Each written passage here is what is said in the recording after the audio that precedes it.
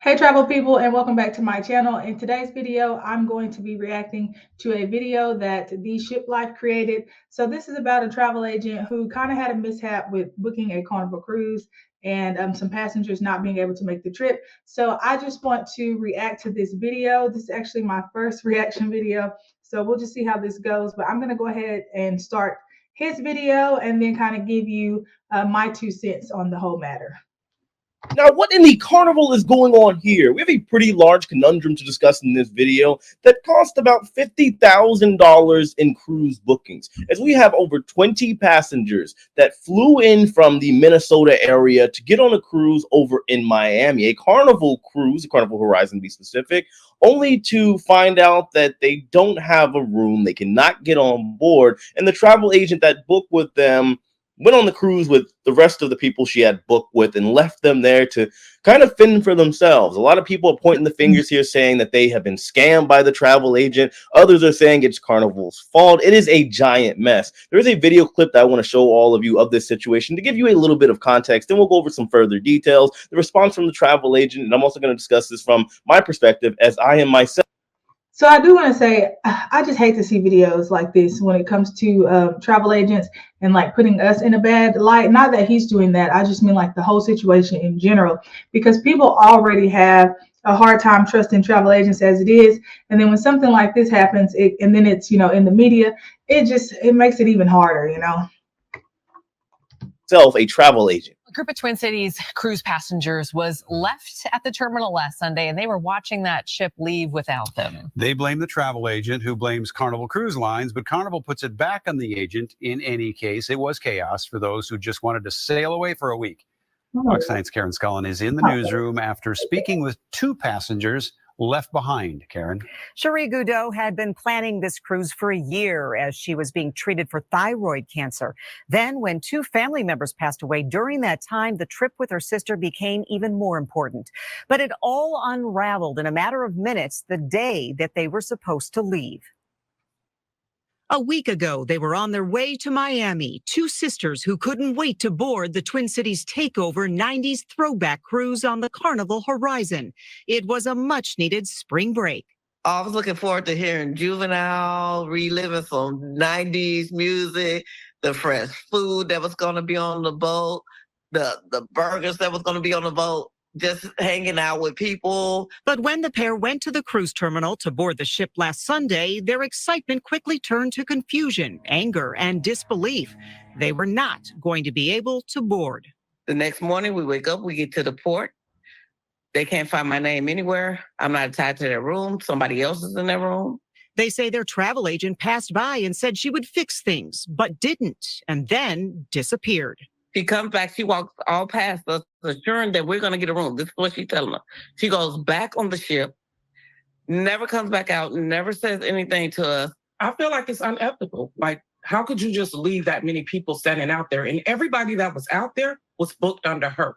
Cherie says she's out $2,800 that she paid in June, along with the 50 people she was standing with on the pier. When she never came out to address people, and that boat was selling off, and we're sitting on that port, people were in tears. People were upset. They were angry. The travel agent, Monica Faulkner, apologized on social media and said in part, "Rest assured, we are taking immediate action to rectify the situation.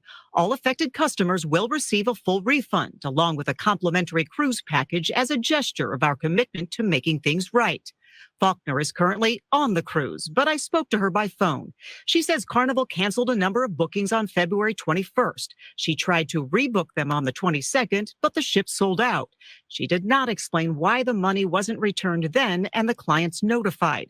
Faulkner does say their money is being held by a company called Travel Joy, who she says independent agents use to collect money for bookings, and that the money will be returned.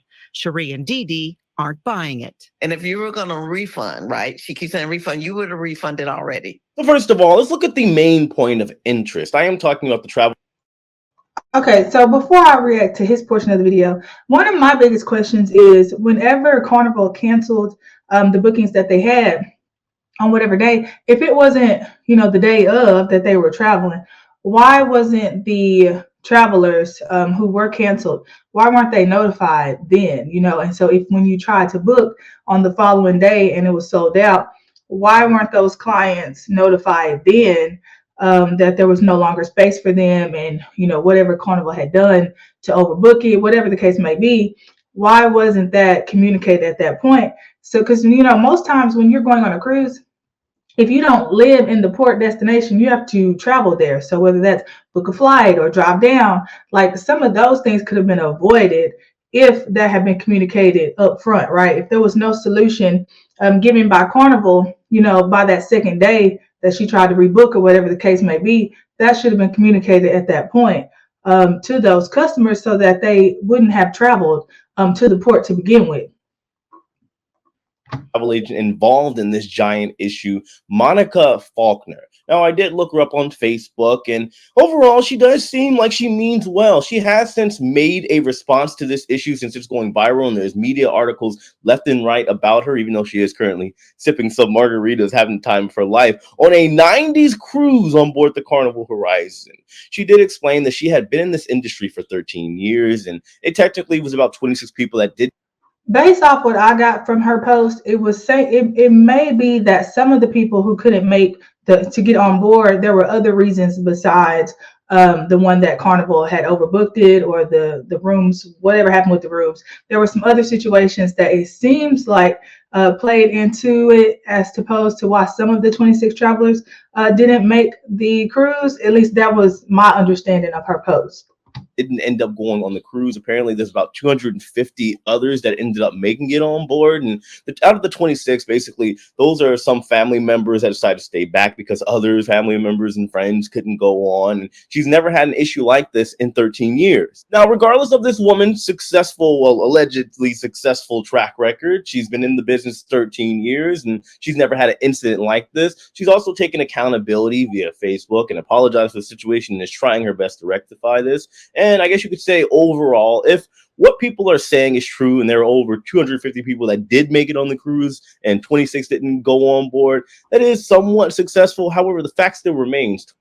And I wouldn't really say it's successful. Like, yes, she probably sold out a good number of her tickets for the trip, whatever. But if 26 people, even in my opinion, if I had two travelers who traveled to port and then they couldn't get on, for something that, was in my control, I wouldn't feel too good about that. Like, I would not consider that a success.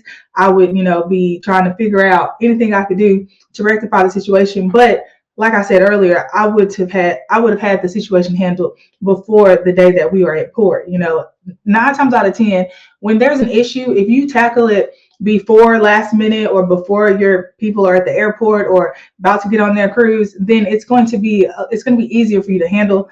It's not going to cost you as much to rectify the situation. And so, saying that 26 people not making it is still a success.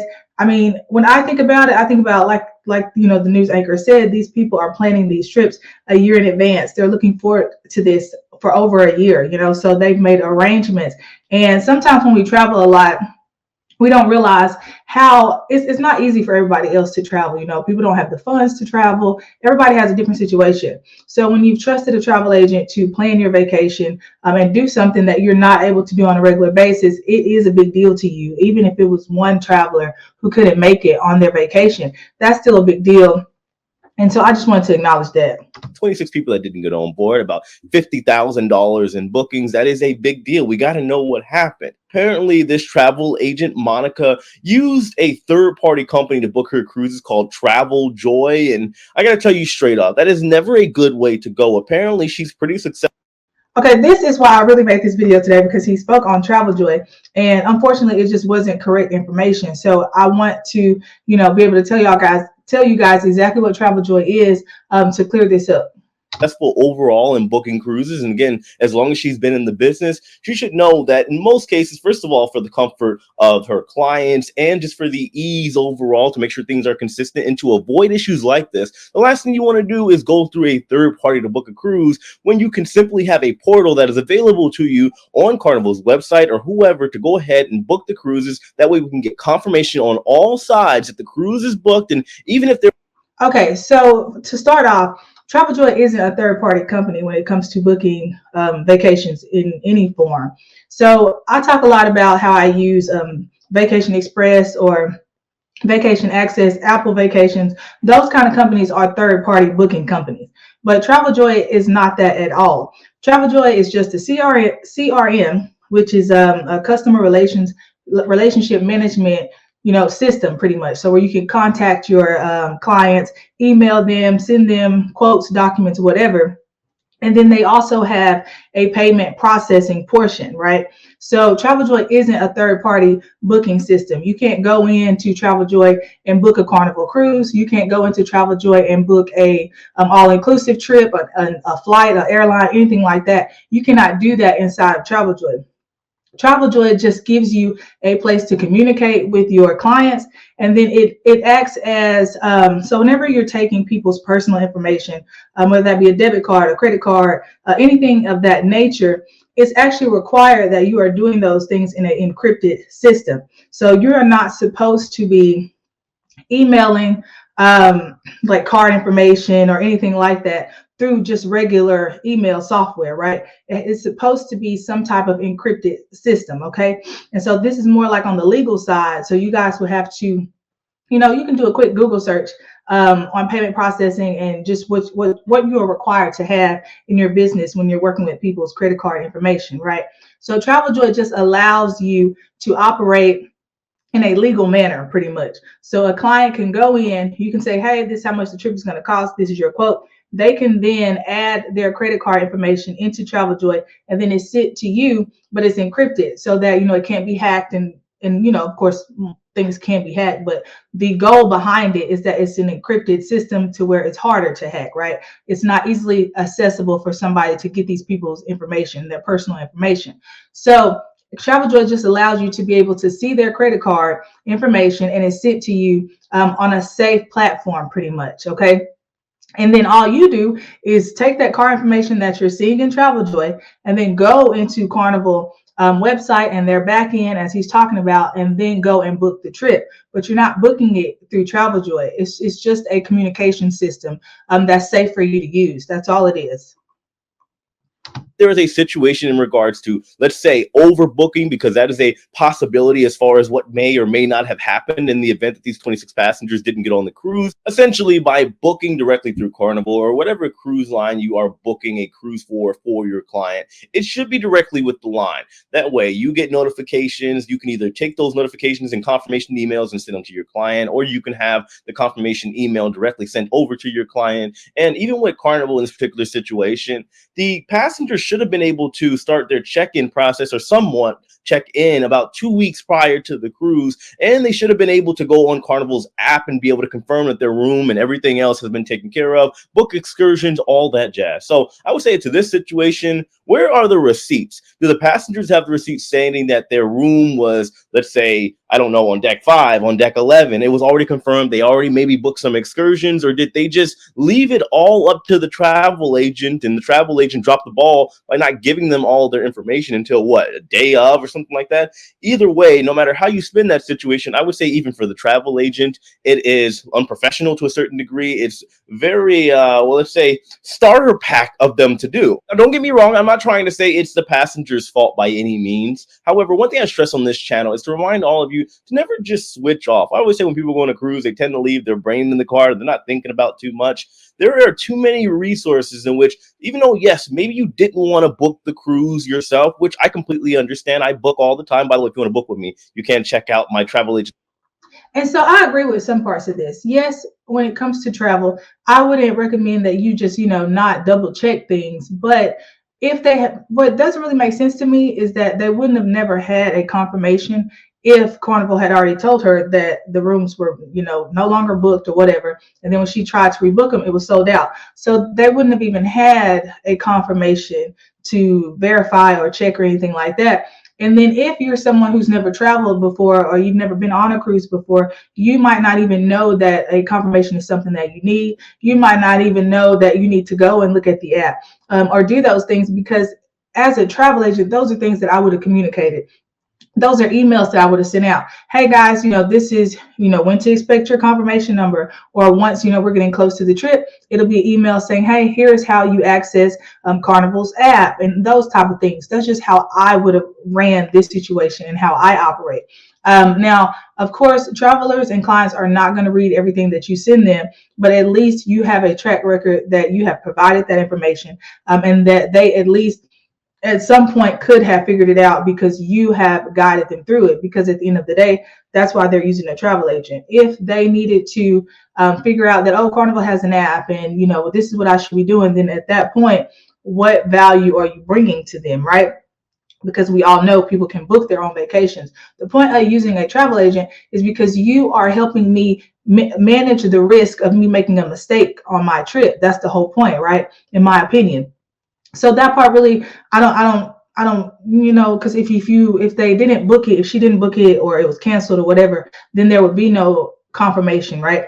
And so that's the missing piece to this story. Like, what's the rest of the story when it comes to, the Carnival cruises? If they, canceled those rooms that they had and then she couldn't rebook. Okay, so what happened after that? What was the conversation with Carnival after that to rectify that or whatever?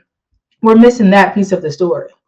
Sponsor Lux Rally. I'm a travel agent. Link will be in the description box below and pinned in the comments. But essentially what I'm saying is you could have maybe looked at a YouTube video, a quick Google search away, and made sure your confirmation was correct. The travel agent also should have told you that. That way we could have avoided all of these issues from you being left at the port. You have confirmation, and let's say you have confirmation and you end up getting left anyway, then well, you're going to be entitled to compensation. My point is that I do truly believe that this whole conundrum could have been avoided by going through the proper channels. This travel agent shouldn't be using Travel Joy. I checked it out briefly. It looks okay, but there are simple... Y'all, it's just so funny because, first of all, he's funny. I love his channel.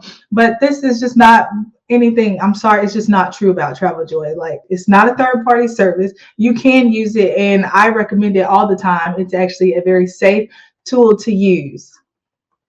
And more convenient ways for both the travel agent and the passenger to get all of this done and taken care of, and making sure that the passenger does have confirmation to get on board their cruise. Now, another argument that people are making is that the travel agent shouldn't have gone on the cruise. She should have stayed back with the passengers and got their refunds, or maybe tried a little bit harder to get them on board instead of an alleged pass by and say, hey, I'll take care of it. I'll be back. She didn't come back. And well, now we have this issue. Yeah, 26 people, I would say, for a travel agent, unless you have some, I guess, organized events that were taking place on board, you could maybe make an argument for that. But most of the time, there is nothing the travel agent can do, let's say, on board that she can't do off of the ship. She could have taken care of that, taken that L and said, okay, I have a lot of passengers that are going through issues. Let me go ahead and take that L and not go on the cruise, make sure this is rectified, instead of going on board and enjoying my drink package, my margaritas, my massage, my excursions, and my time in Cozumel, Mexico, and my 90s music, which I guess I could understand too. I do love some good 90s music. Everybody does, but that doesn't escape the fact. I do believe that, yes, it does make that travel agent look somewhat mediocre, considering she's been in the industry as long as she has. And there probably could have been a better way of going about this to ensure the satisfaction and happiness of all of the guests involved. But of course, okay, so I'll say I do agree to a certain extent because I also do hosted group trips. So again, I highly advocate for, I think the situation should have been handled before the departure of the cruise. But in the event that it didn't, I understand her going on the cruise, because if you already have 200 and something guests already on the cruise and this is a hosted trip, 9 times out of 10 they have different events or different gatherings that she's probably incorporated into this cruise, and so she has to be there to manage those events. So that part I understand. And then it is true, like anything that she could have done off the cruise, she can do on the cruise, because a lot of this job is done by phone or computer, right? So she could do all these, work on it, send the money back to them, all that she can do from her computer remotely, right? And so, but for me, it just goes back to, why wasn't the refund made when, you found out that the cruises could not be rebooked, before y'all even got there? It's just kind of where I'm stuck. Of course, let me know your thoughts on this in the comment section below. Of course, hit that like button on your way out. Subscribe if you haven't already. And as usual, I love and appreciate every single one of you. I have more videos coming up soon. I'll see you later. Okay, y'all. So that's my reaction to the video, and that's my 2 cents on everything that happened. Leave me down below in the comments what you think and your 2 cents on the whole matter, and we can kind of just hash it out in the comments.